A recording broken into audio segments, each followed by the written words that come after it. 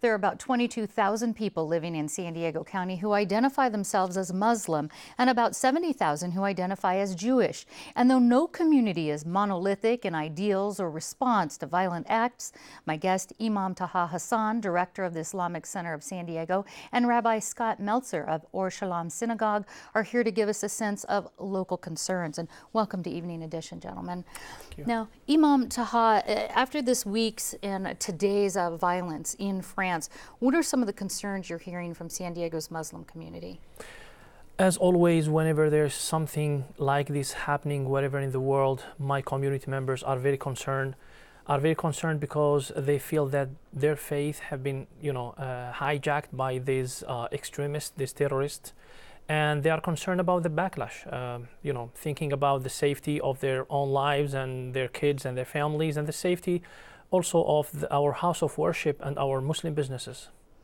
The first attack on the French satirical magazine Charlie Hebdo is thought to be because there was cartoons published about the Prophet Muhammad. Why is that offensive to Muslims? We believe that Prophet Muhammad, peace be upon him, like any other prophet and religious figures and symbols that are respected and observed or worshipped by a large number of people, has to be away from this kind of offending cartoons and offending actions. We as Muslims, even though we disagree with the publishing of the cartoons and portraying our beloved Prophet in this way, but in the same time, we don't see any excuse for committing such horrible terrorist acts in the name of our faith and the name of the Prophet. And Rabbi Meltzer, one of the two shootouts that took place in France today was at a kosher grocery store in eastern Paris. I understand that hits home for some of your congregation. It does. We have congregants who are from Paris, who now live here, many of whom still have family in Paris and dear friends in Paris. In fact, we have a member of our congregation who just returned from Paris that had she stayed one extra week, would have been a very, very different trip for her, and she spent most of the last 2 days on the telephone and internet being in touch with family and friends. And Jewish communities throughout the U.S. are not exempt from having experienced a number of violent attacks. Are you concerned of copycat attacks here in the San Diego region? Yeah, very much. The Jewish community nationally has been struck in active shooter terrorism in a number of different cities. Los Angeles, Seattle, Kansas City. And so the awareness and sort of the ever-vigilance of the community is always the case. And it's part of the tragic reality that there is too often a link between world terrorism and anti-Semitism.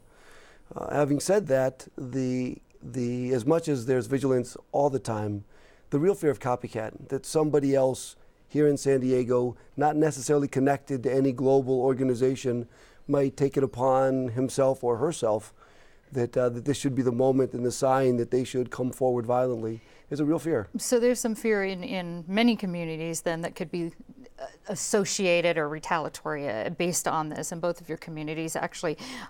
How should those of faith, people who are religious, cope with extremists or fanatics who use religion as a base for violence? And I'll start with you. When we see some people who belong to our faith committing such crimes in the name of the faith, it's offending to us as Muslims. And I believe that this terrorist act actually made them like betraying the teachings of the Prophet, that they claim to do this act on his name. So it's offending to us because we feel that our faith has been hijacked by them. So we try our best in our communities, either before or during or after such actions, to educate our community, to educate the members of our community that, it's okay to feel angry because somebody offended you, but the question is not whether to be angry or not. The question is how to take that challenge and to make it as an opportunity and to bring out of it something positive and productive to the society. And let me ask the same of you. Religions being used as a basis for violent acts. So I think it's incumbent upon all people of faith to speak out against that connection. And I also think we live at a remarkable time in a remarkable country, that the possibilities to join together, as different faiths, to come out strongly in declarations of anti-terrorism, but even more than that, of a real sense that all people have rights, and we as faith represent that, not just for those who speak and pray like I do, but all of us together. All right, Rabbi Scott Meltzer and Imam Taha Hassan, thank you so much. You're welcome. Thank you.